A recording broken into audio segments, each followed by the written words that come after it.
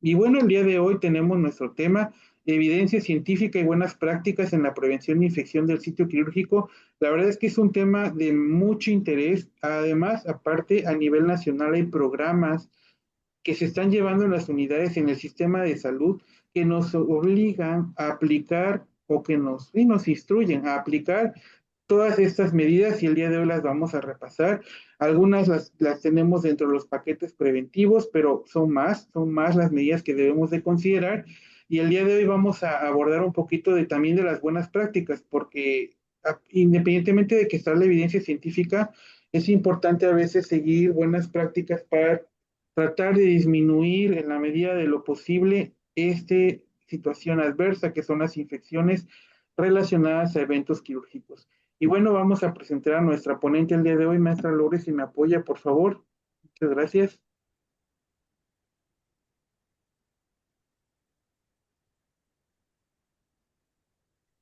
Hola maestro, muchas gracias. Muy buenas tardes. Tengan a todos nuestros socios e invitados que nos acompañan el día de hoy para dar inicio a nuestra primera sesión del mes de julio.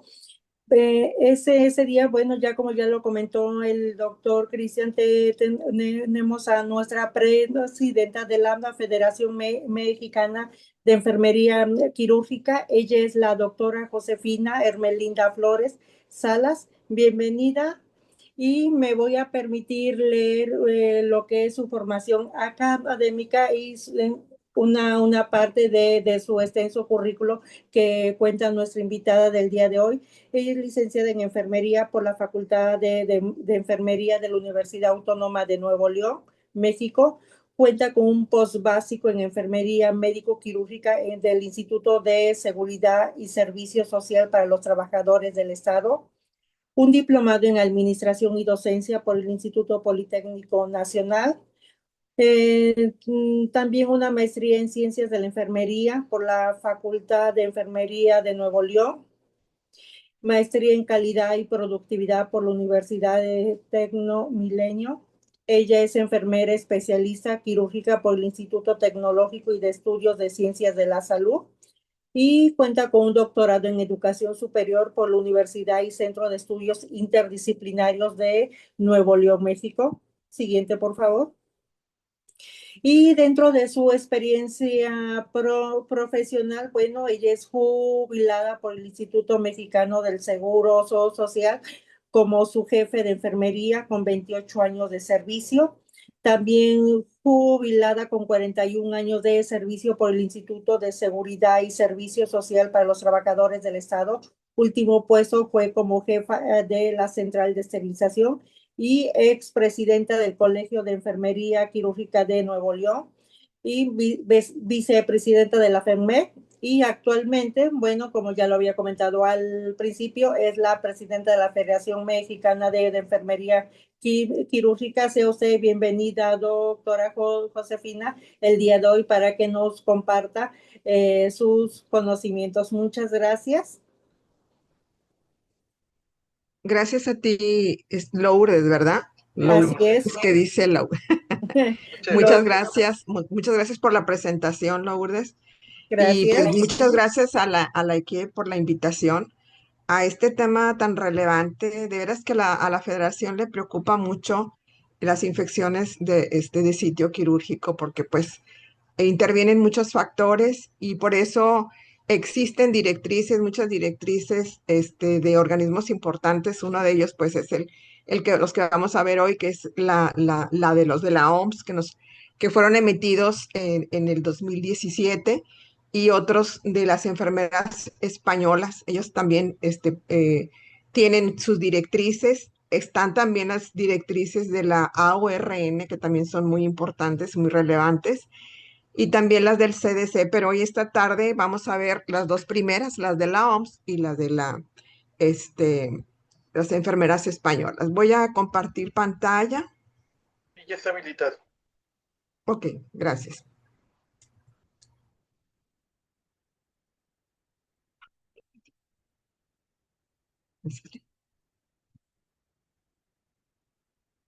No sé si se alcanza a ver. Ya solo falta un modo presentación. Ahí está. Listo, ya está. Bueno, bueno, son evidencias científicas y buenas prácticas en la prevención de infecciones de sitio quirúrgico. Y bueno, también antes de empezar, me da mucho gusto que estén con el proceso de certificación. De veras, se están preparando muchas enfermeras y qué bueno que son quirúrgicas. Aquí con ustedes, la IQIE, me da mucho gusto a mí como presidenta que se sumen más colegios. Ustedes tienen, ya creo que es el tercero, Cristian, o el segundo proceso de Sí, certificación. ya llevamos 3 y 2 convocatorias extras. Exacto. Entonces, pues eso habla bien del colegio, del trabajo que están haciendo y de la preocupación que tienen para este proceso tan importante. A lo mejor en muchos lugares no nos lo soliciten, ¿verdad? Pero a cómo está avanzando la ciencia y la tecnología y las necesidades de los pacientes, pues va a llegar un momento en que nos lo van a pedir. Bien, bueno, déjenme empezar. Directrices de la OMS y de las recomendaciones. Bien, la OMS emitió esta guía global de prevención de infecciones de herida quirúrgica con el propósito, esto es a nivel mundial, y para que se trascienda estas recomendaciones y que dentro de esos países o lugares de trabajo se propongan localmente a través de paquetes preventivos y que esos pues ya tenemos aquí varios paquetes preventivos. Esta guía pues fue el resultado de tarea conjunta de 4 equipos internacionales de trabajo y las medidas que se proponen que sean eficientes, que tengan aplicabilidad comprobada y que con los recursos que se tiene también, bueno, eso es lo que nos dice la OMS. Por otro lado, las enfermeras españolas, vino hace poco en el Congreso de San Luis, la presidenta Amparo, y ella nos dio a muchos asistentes este programa de reducción de infecciones de sitio quirúrgico. Esta asociación, en conjunto con otras más, si ustedes se fijan acá, son 9 asociaciones que intervinieron en este programa de reducción de infecciones, de estas recomendaciones perioperatorias para la prevención de infecciones de sitio quirúrgico. Entonces fueron 9 sociedades científicas que participaron y bien es algo parecido a las indicaciones de la OMS, pero estas son más actualizadas. ¿Qué es una infección de sitio quirúrgico? Desde el 92, pues el CDC la define como aquella infección que ocurre dentro de los primeros 30 días que surgió el procedimiento quirúrgico. Y estas infecciones pues involucran la piel, pueden involucrar el tejido profundo o el sitio de la incisión. También, en caso de implantes, hasta un año posterior a la cirugía. Y bien, a veces nos dicen, es que hizo reacción al material que le pusieron al implante. Pues habrá que ver, ¿verdad? Porque pudiera ser a lo mejor una infección de sitio quirúrgico con esta denominación que nos dice el CDC. ¿Cuál es el impacto de estas infecciones del sitio quirúrgico? Bien, déjeme, hay un incremento en la estancia hospitalaria que puede ser de 4 a 26 días. También dice que 2/3 de las infecciones pueden ser superficiales y las demás son profundas.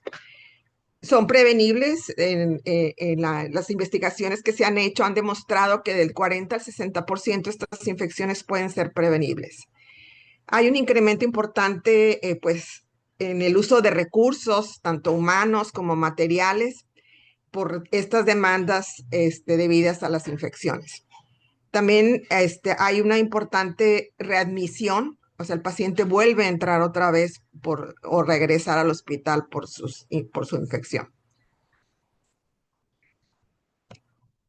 ¿Cuál es el impacto económico? Bueno, Europa reporta que es la segunda causa de infecciones en los hospitales. Hay un incremento, se incrementan una semana más de estancias hospitalarias. Se triplican los costos económicos a 20,000 millones. En las cirugías de colon, por ejemplo, hay una incidencia alta del 9.5, en la que más se presenta. En Europa, la artroplastía de cadera presenta una tasa del 1%, y los bypass coronarios 3.5, las cesáreas 2.9, las colecistectomías 1.4. En Estados Unidos reporta que es la segunda causa de infección con 300,000 pacientes infectados por año. El costo de su manejo oscila entre 1,900 y $26,000. En México se han reportado una estancia hospitalaria de 7 a 20 días aproximadamente adicionales debido a esta infección de sitio quirúrgico, con un costo unitario de 113,000 pesos mexicanos. Estas recomendaciones son los que nos dice la OMS, son 13 recomendaciones que están enfocadas para el prequirúrgico y 16 para el durante y después de la intervención. El objetivo de estas directrices es hacer frente al crecimiento de estas infecciones que se asocian a la atención sanitaria. Los equipos quirúrgicos pueden reducir los daños, pueden mejorar la calidad de vida de estos pacientes y pueden detener la propagación o la resistencia de este problema tan importante como es la resistencia a los antibióticos. Las recomendaciones generales, la primera que nos da la OMS habla de los principios generales para la limpieza, donde nos dice que hay que eliminar toda suciedad y desechos y cualquier otro material que haya. Preparar y diluir los desinfectantes químicos con las instrucciones que diga el fabricante. Esto para evitar concentraciones muy altas o quizás muy bajas que podrían reducir la eficacia de estos desinfectantes. Y bien, siempre se nos ha dicho las instrucciones del fabricante, porque somos dadas al tanteómetro, y digo, lo hacemos en la casa, ¿verdad? Le ponemos tantito, un chorrito de cloro, un chorrito, ¿verdad? Y entonces aquí lo que se va a provocar es esa eficacia del desinfectante. Progresar desde las áreas menos sucias hasta las más sucias, así como de los niveles más altos a los más bajos, para que el polvo pueda caer en el suelo y se pueda limpiar al final. Evitar el uso de métodos de limpieza que produzcan aerosoles o dispersión. Por eso están prohibidas las escobas en lo que son toda el área quirúrgica, porque lo que se tiene que hacer es fregado en seco o pulverización. No se requiere un control bacteriológico de rutina para evaluar la efectividad de la limpieza. Significa que en muchas partes se hacen los cultivos, ¿verdad? A lo mejor los semanales o los quincenales. Y bueno, la OMS nos dice que no es necesario.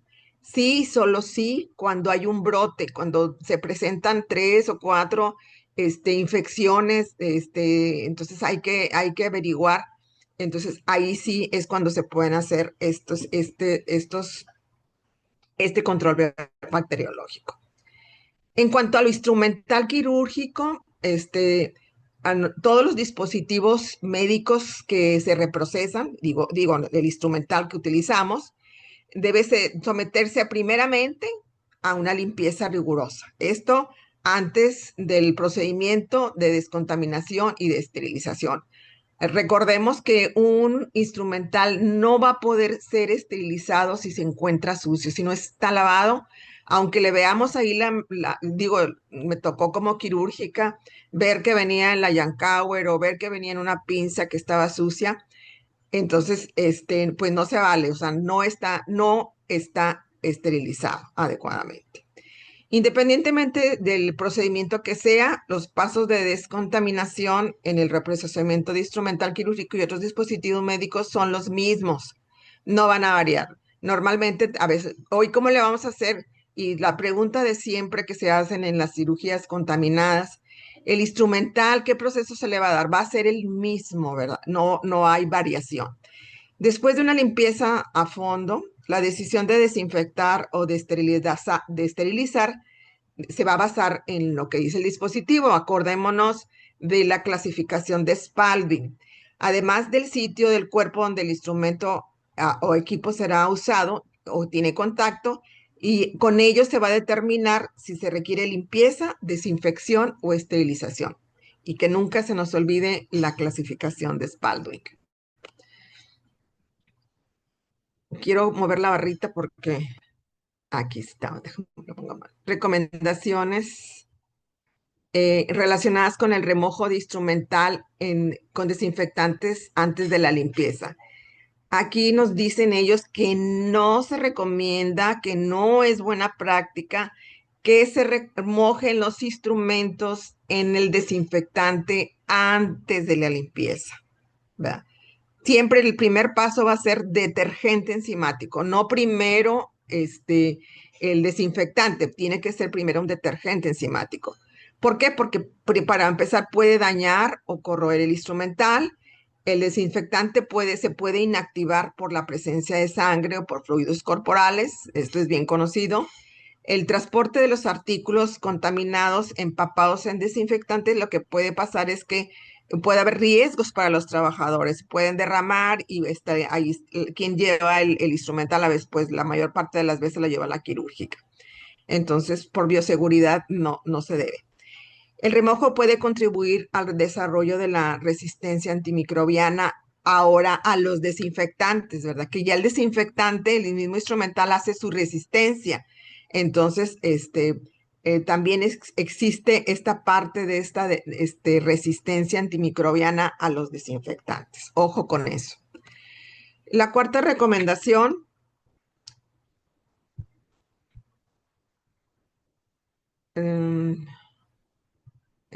creo que la tengo pausada, no sé por qué, pero ahí está. La cuarta recomendación, y que ya hemos insistido mucho también en la FEMEC, es el baño prequirúrgico del paciente. Dicen que es una buena práctica que los pacientes se bañen o se duchen antes de la cirugía. La OMS nos dice que pueden utilizarse indistintamente jabón común o jabón antiséptico. Digo, nos toca recibir al paciente y a veces con la simple tonundita de alcohol que para poderlo canalizar y la tonundita sale negra. Entonces, imagínense en pacientes de cadera, esos viejitos que no se bañan, y luego llegan a la sala de quirófano, por eso a veces la alta incidencia de esas infecciones de en rodillas o en cadera. Ojo con eso. Las enfermeras españolas, No se dime. movió a la recomendación 4, no nos aparece en la De pantalla, veras, pero es que yo no sé por qué está, a ver, déjame, dice acá, me salí, déjame volver a entrar. sí, sí, sí. Es que mira, acá la tengo abierta. ¿Quién sabe qué pasó? ¿Ahí se alcanza a ver? Todavía no. Ahora sí Ahí ya. va, ahí va, ahí va, ahí va. Ok, no sé por qué aparece ahí. La medida 4, nos hablan las españolas que se recomienda proporcionar al paciente instrucciones, o sea, no nada más o que se tiene que bañar, pero sí, pero ¿cómo te tienes que bañar, verdad? Hacerle énfasis y que en esa área que se va a operar, que vaya bien lavado, bien tallado, ¿verdad? Porque hay veces que no se utiliza, para tallarse y entonces eso ahí queda suciedad. Explicando cómo de realizar esa ducha, número de aplicaciones de jabón, tiempo de actuación de las soluciones jabonosas. Eso es lo que nos dicen las enfermeras españolas. No sé por qué no quiere avanzar. Ahí va. Las 5. Esta medida nos habla de la prevención de infecciones por el estafilococo aureus mediante la descolonización nasal con mupurosina en portadores nasales, en combinación o no con el baño corporal con gluconato de clorhexidina. Dice que sobre todo en pacientes que están sometidos a cirugías de cardio, a cirugías de trauma, que donde exista sospecha que el paciente es portador del estafilococo y debe recibir, si es portador, pues debe de aplicársele es un ungüento que cuesta 70 pesos, ¿verdad? Se le debe de aplicar la mupurosina. Y las españolas nos dicen que antes de la cirugía limpia de alto riesgo, como por ejemplo la de cardio, ortopedia, y aquí incluye neuro y los pacientes que van a recibir implante, se recomienda este examen que se le debe de hacer al paciente, un cribado general, seguido de la descolonización de los portadores nasales por el estafilococo. Otra medida es la número 6, habla del cribado de los portadores de bacterias productoras de BLI, beta-lactamasas del espectro extendido y su consiguiente impacto en la profilaxis antibiótica. El cribado es un examen, estos portadores de estas bacterias productoras de BLI es una técnica de diagnóstico que permite detectar la presencia de estas bacterias en el paciente que está sintomático. El BLI son enzimas que confieren resistencia a la penicilina, a la cefalosporina, incluyendo las de tercera y cuarta generación. Entonces, de nada va a servir que se le vaya a aplicar la profilaxis antibiótica si tiene resistencia. Entonces, por eso es la necesidad en este tipo de pacientes como los anteriores, ¿verdad? Que se le hagan este tipo de exámenes. Otra medida, la número 7, nos habla cuándo es el momento óptimo para la profilaxis. La OMS nos dice que la profilaxis sea administrada antes de la incisión quirúrgica cuando está indicada, dependiendo del tipo de operación. Y se recomienda la administración de la profilaxis antibiótica dentro de las 2 horas previas a la cirugía. Las enfermeras españolas nos dicen, se recomienda esta profilaxis antibiótica dentro de los 60 minutos, 1 hora antes a la incisión. Esta debe de ser en el área quirúrgica, bajo vigilancia por posibles reacciones adversas. Se recomienda redosificación intraoperatoria del antibiótico profiláctico si hay una pérdida sanguínea de 1.500 mililitros o si la duración de la cirugía se prolonga, se duplica. Entonces, aquí hay que, estos antibióticos hay que volver a aplicar esa dosis. Desde el final de la infusión de la primera dosis, o sea, hay que volver a aplicar la profilaxis. La medida 8 de la preparación mecánica del intestino y los antibióticos orales, la OMS nos dice que se sugiere la utilización de antibióticos orales en combinación con la preparación mecánica del intestino, ya sea con enemas, ¿verdad? En pacientes adultos que se programen para cirugía colorectal. No se recomienda la preparación mecánica del intestino como única medida, o sea, los enemas nada más, no tiene que haber estos antibióticos orales también. Y las enfermeras españolas lo que nos dicen, debe realizarse el día antes esta combinación de la intervención de antibióticos activos frente a microorganismos aerobios y anaerobios, y los más separado posible de la preparación anterógrada del colon. A veces dan coli, así se llamaba en aquella temporada, no sé cómo se le llamen, sustancias para preparar el colon, entonces tiene que ser un poquito separado, ahí tiene que revisarse bien los momentos en que se va a aplicar estas preparaciones del colon, pero sí que vaya con antibiótico. La medida 9, la eliminación del polvo, del pelo, el vello corporal. Se recomienda no remover el vello corporal de los pacientes que se van a ser sometidos y todavía se siguen usando y todavía se sigue usando el rastrillo. No, eso no es, ya no debe de ser. Si resulta absolutamente necesario, entonces, pues sí, pero utilizar la rasuradora tipo clipper, como la que ven ustedes ahí.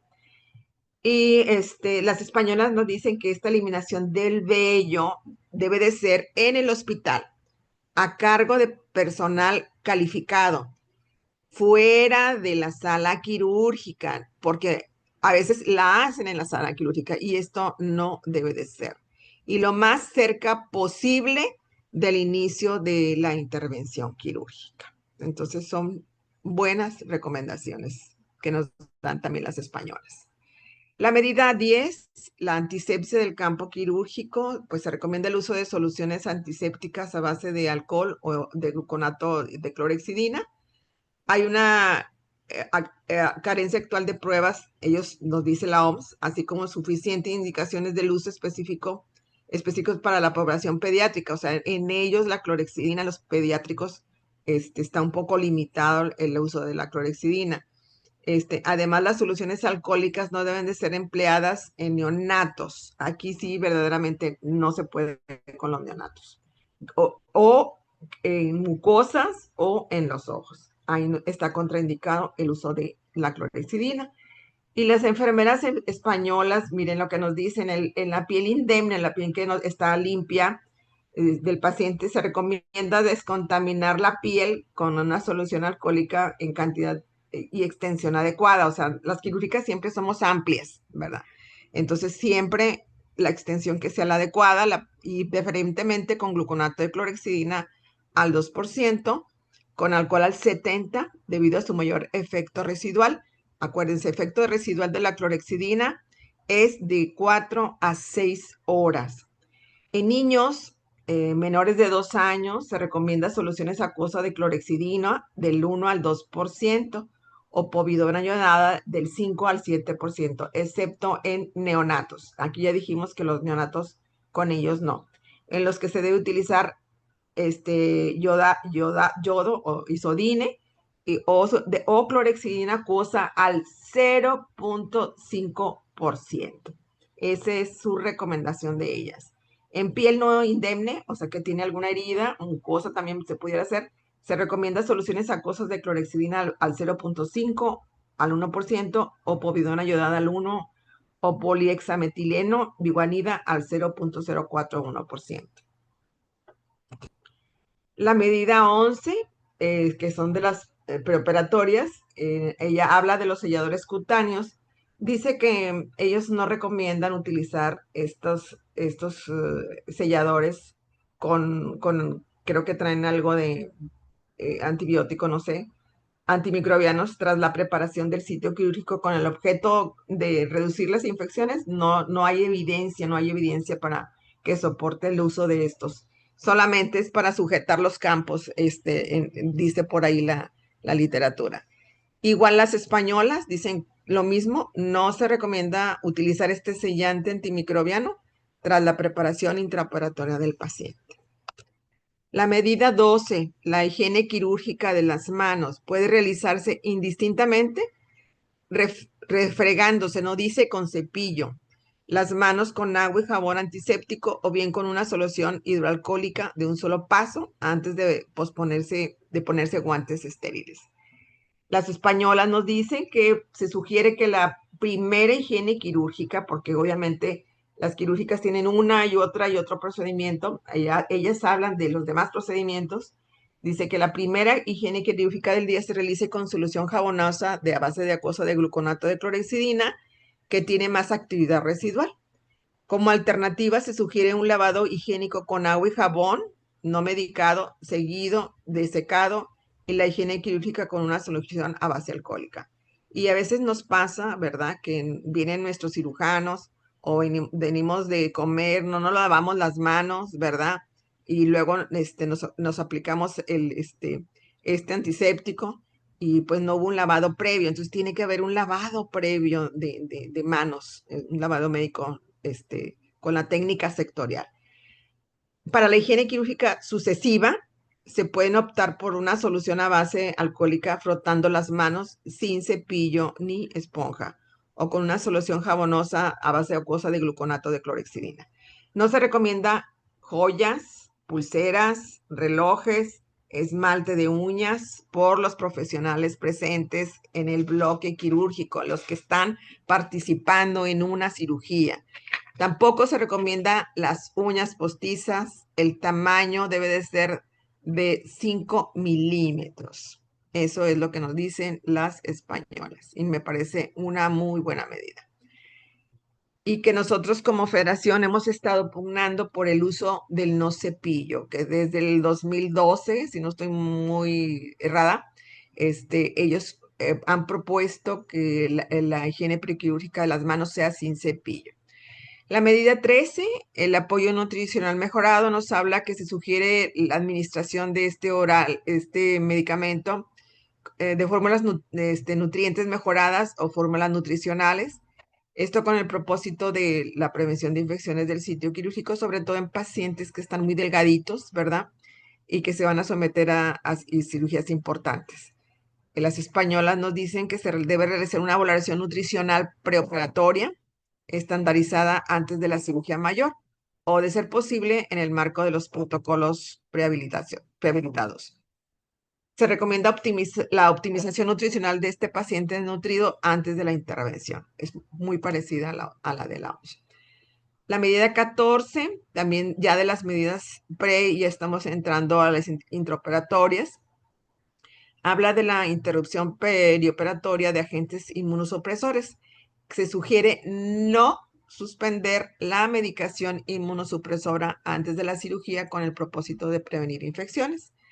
Y las españolas nos dicen: en los pacientes con terapia inmunosupresora por patologías previas, corticoides, agentes biológicos, que se van a entrar a cirugía de bajo riesgo, se sugiere no retirar el tratamiento, sino mantener y adecuar su dosis durante el periodo perioperatorio. En los procedimientos de alto riesgo de infección y que haya implantes, se sugiere individualizar esta modificación de la dosis según el fármaco y la patología base, de acuerdo con, con el especialista referente del paciente. La medida 15 nos habla de la oxigenación perioperatoria y se recomienda que los pacientes adultos sometidos a procedimientos quirúrgicos con anestesia general e intubación endotraqueal reciban una fracción del 80% de oxígeno inspirado. En el posoperatorio inmediato debe recibir durante 2 a 6 horas una fracción de oxígeno a alto flujo para reducir el riesgo de infección. A mí me parece muy buena medida, pero las españolas dicen que no se recomienda la utilización de altas fracciones inspiradas de oxígeno, arriba del 80% en anestesias general. La medida 16, que es un tema que siempre me gusta mucho, es el mantener la temperatura corporal normal o la normotermia del paciente. Y pues aquí se sugiere el uso de dispositivos para el calentamiento del cuerpo en las salas, vigilar la temperatura de la sala, con el propósito de reducir la hipotermia advertida y que en algún momento dado va a llevarnos esta hipotermia a que el paciente pueda presentar más fácilmente una infección de sitio quirúrgico. Las españolas nos dicen: se recomienda la monitorización perioperatoria de la temperatura central en todos los procedimientos de cirugía mayores que duren más de 30 minutos. Se recomienda aplicar medidas físicas con el objeto de mantener la temperatura arriba de 36 grados centígrados en todos los procedimientos de cirugías que sean mayores de 30 minutos, excepto cirugías de cardio, ya ven que ellos manejan la bomba esta corpórea, y los llevan a hipotermia, entonces ahí no. Se recomienda la utilización exclusiva o combinada de mantas de aire caliente, colchonetas térmicas, sistemas de calentamiento de líquidos para la infusión o irrigación de cavidades que sea a 37 grados y sistemas de calentamiento de los gases de la laparoscopía. El gas que entra en una laparoscopía es frío y eso va a enfriar más al paciente. Entonces, muchas de esas torres que cuentan con esos gases anestésicos, no cuentan con ese calentador. Los nuevos sí, pero los viejitos no. Entonces, pues obviamente eso impacta también en la temperatura del paciente. Se recomienda aplicar los sistemas de mantenimiento de temperatura corporal desde antes de la intervención y hasta el momento posoperatorio inmediato en la sala de reanimación, sobre todo los pacientes que tienen que están propensos a que disminuya su temperatura corporal, sobre todo los niños, los adultos, los adultos mayores, o pacientes muy delgados también tienden a enfriarse. Entonces hay que aplicar esos sistemas de mantenimiento sobre todo en los pacientes de riesgo. La medida 17, también ya la intraoperatoria, el uso de protocolos para el control intensivo de la glucometría en el paciente. nos habla de que se hace necesario el uso de estos protocolos para el preoperatorio de la glucosa en sangre del paciente, sobre todo en los adultos diabéticos. Las españolas recomiendan un control no estricto de la glucemia preoperatoria en pacientes diabéticos y no diabéticos en cirugía de riesgo, y el objetivo de los niveles por debajo de los 180. Pero sí, en cirugía cardíaca recomiendan un control estricto de la glucemia perioperatoria en pacientes diabéticos y no diabéticos. Bueno, aquí decía la maestra Lupita, no le gustaba mucho lo que decía la OMS, porque bueno, México, pues somos somos muchos diabéticos, en México, entonces aquí sí se debe de, entonces pues sí, a veces hay que tropicalizar estas recomendaciones. Otra medida intraoperatoria, la 18, mantenimiento adecuado del control del volumen circulante. Tanto la OMS como las españolas dicen que se recomienda el uso intraoperatorio de terapia de estos fluidos dirigido al objetivo con el fin de tener un reemplazo de volumen adecuado y así de reducir el riesgo de infección del sitio quirúrgico, dando soporte renal y cardiovascular. Los españoles dicen lo mismo. La medida 19, batas y campos estériles. Ellos sugieren la utilización indistinta de campos y batas desechables o reutilizables estériles durante la cirugía. Sin embargo, el panel de expertos sugiere no utilizar campos estériles de plástico adhesivo como los SteriDirect, que ya lo habíamos dicho, con o sin propiedades antimicrobianas con el fin de prevenir infecciones de sitio quirúrgico. Y acá las españolas dicen, y me gusta mucho, que la cobertura quirúrgica puede realizarse tanto con material reutilizable como desechable. O sea, ellas están de acuerdo que se utilice el textil, ¿verdad? Es un reutilizable, y también los desechables. En uno u otro caso, el material debe de ser impermeable. Me parece una medida excelente porque hay muchas cirugías donde hay acordémonos que la humedad es contaminación para el paciente. Más medidas que nos dan las españolas. Ellas recomiendan usar ropa quirúrgica exclusiva para las áreas quirúrgicas y reemplazarla al abandonar o volver a entrar a las áreas quirúrgicas. Se recomienda que el equipo operatorio, los cirujanos, la instrumentista, usen bata estéril, pudiendo ser de material reutilizable o desechable. Igual se puede utilizar los textiles. Se recomienda el uso de mascarilla tanto en áreas restringidas como en semi-restringidas en el área quirúrgica. Me gusta también esta medida, ¿verdad? Es un poco distinto porque pues ya lo que a veces que queremos es quitarnos la mascarilla, pero ellas son muy puntuales en el uso de esta mascarilla en áreas restringidas como semi-restringidas de las áreas quirúrgicas. Las mascarillas deben de cubrir la boca, la nariz, se debe de atar en forma que no haya aperturas y ventilación por los lados, no se debe llevar colgadas en el cuello y se deben reemplazar antes de cada intervención. También recomiendan el uso de gorro que cubra completamente el cuero cabelludo, la totalidad del pelo y también la nuca. Recomiendan utilizar el calzado exclusivo para el área quirúrgica del bloque quirúrgico. Y bien, por allí la maestra Lupita tenía unas investigaciones que hablaban de ya no las botas, pero sí el uso de calzado exclusivo, que es exclusivo para el área quirúrgica. La 20, los protectores de herida, ellos nos hablan, la OMS nos dice que es indispensable considerar el uso de estos dispositivos protectores para heridas en procedimientos quirúrgicos abdominales limpios, también en los contaminados o en los sucios, con el propósito de reducir la tasa de infecciones de sitio. Las españolas recomiendan el uso de estos retractores de plástico, se llaman creo que Alexis, de doble anillo, en laparotomías, en cirugías limpias, contaminadas limpia, contaminada y contaminada, en toracotomía, en cirugía cardíaca con implantes. Y bien, pues sí hay en el mercado, ¿verdad? Sobre todo en estos pacientes, se debe de utilizar. La medida 21, la irrigación de la herida quirúrgica, dice que no existe prueba suficiente para expedirse a favor o en contra de la irrigación con solución salina antes del cierre con el propósito de prevenir infecciones. Que sugieren considerar el uso de esta irrigación de herida con solución acuosa de iodopovidona antes del cierre para prevenir las infecciones de sitio quirúrgico.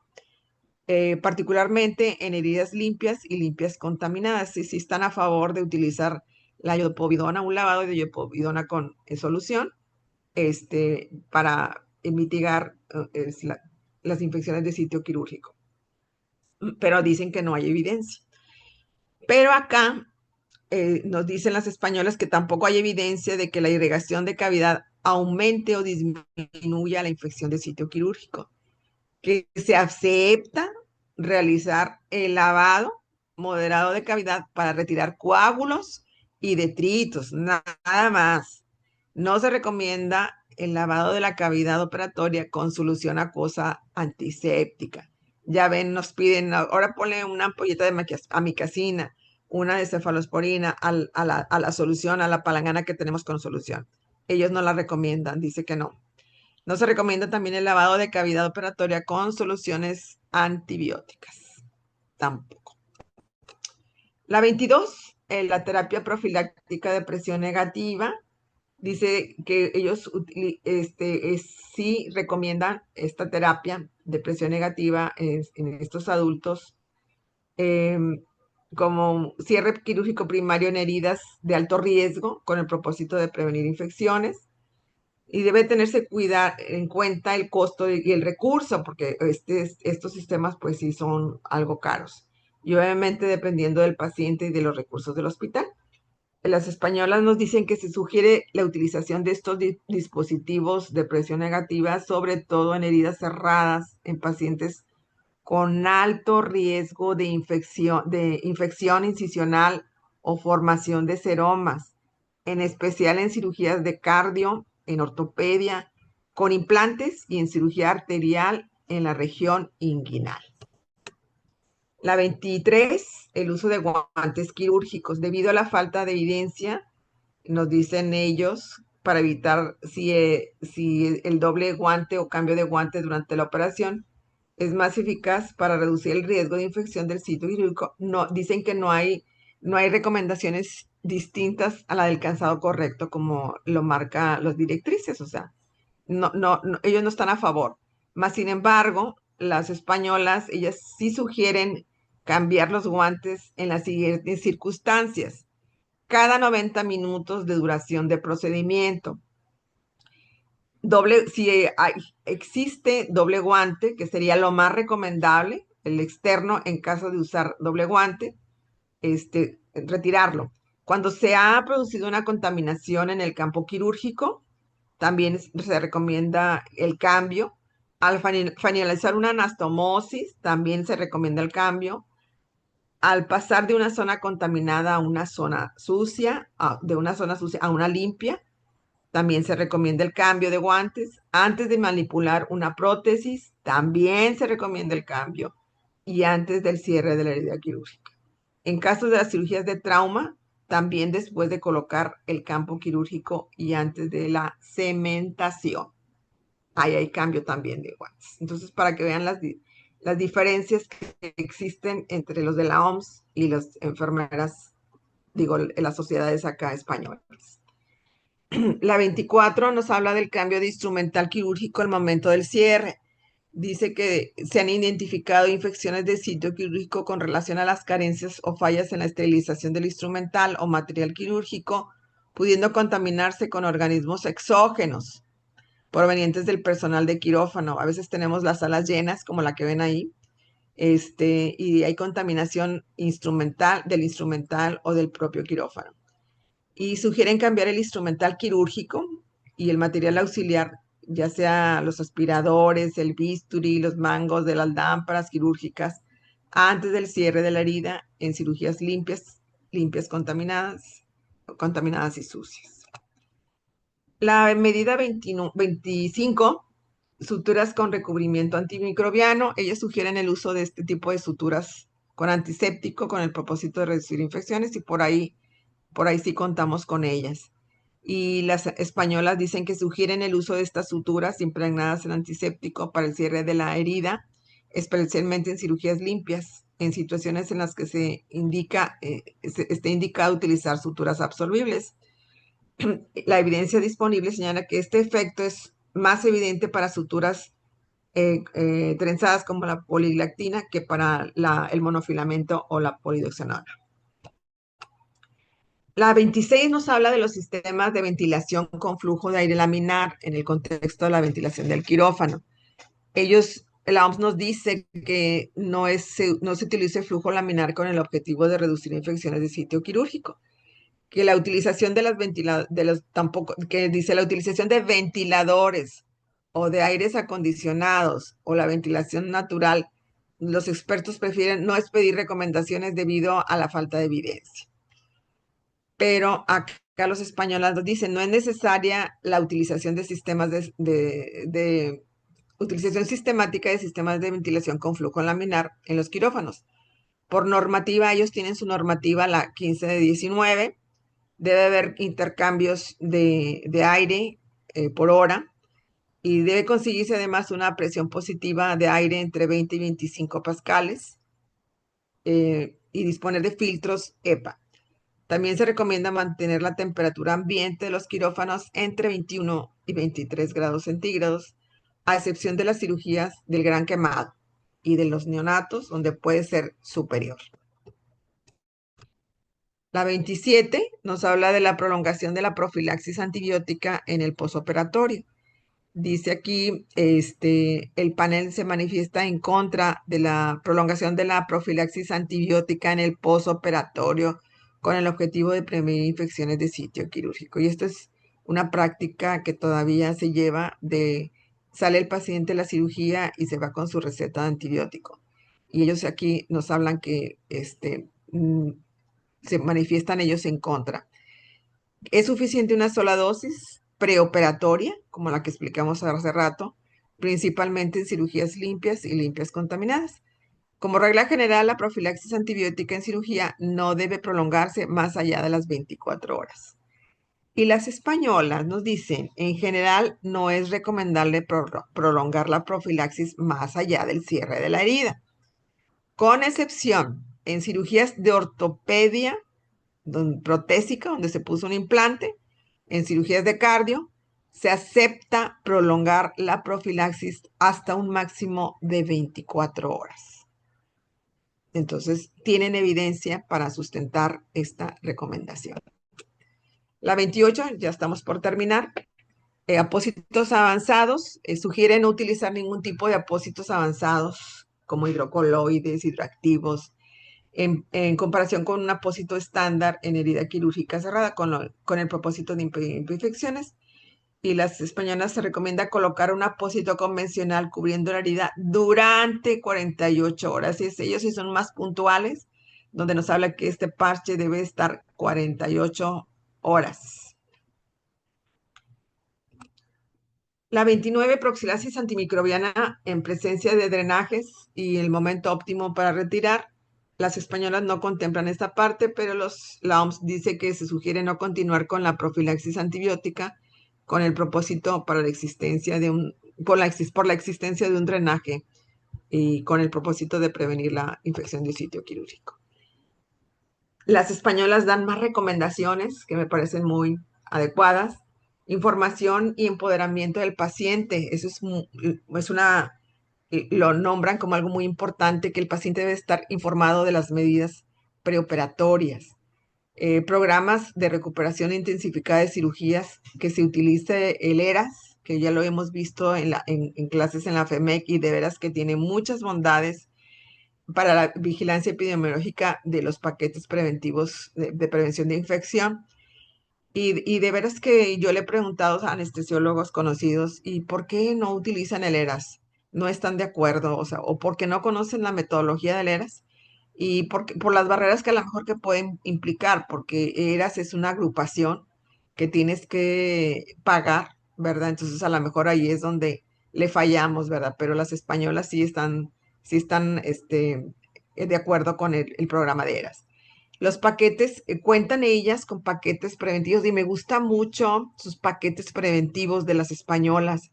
Tienen el paquete general con 10 recomendaciones. El paciente de cirugía general de aquí de nosotros, creo que son 5 recomendaciones nada más. Ellas son 10 recomendaciones. El paquete de cirugía colorectal con las 10 de cirugía más las 5 recomendaciones. El paquete de cirugía cardíaca, las 10 recomendaciones más las 4 recomendaciones específicas para cardio. Y el paquete de cirugía ortopédica, las 10 más 5 recomendaciones más que trae. El uso de técnicas endoscópicas, ellos la prueban, toracoscopías, laparoscopías, artroscopías, con abordajes mínimamente invasivos por todos los beneficios que conlleva este tipo de procedimientos. La movilidad ambiental en el quirófano, debe haber puertas cerradas, limitar el número de personas, limitar el ruido, radio de forma juiciosa, uso de teléfonos celulares limitados. Son bien puntuales con estas recomendaciones y lo explican en sus directrices, por eso me gustan más las recomendaciones de los españoles. Y la ducha posoperatoria la recomiendan hasta 48 horas del posoperatorio.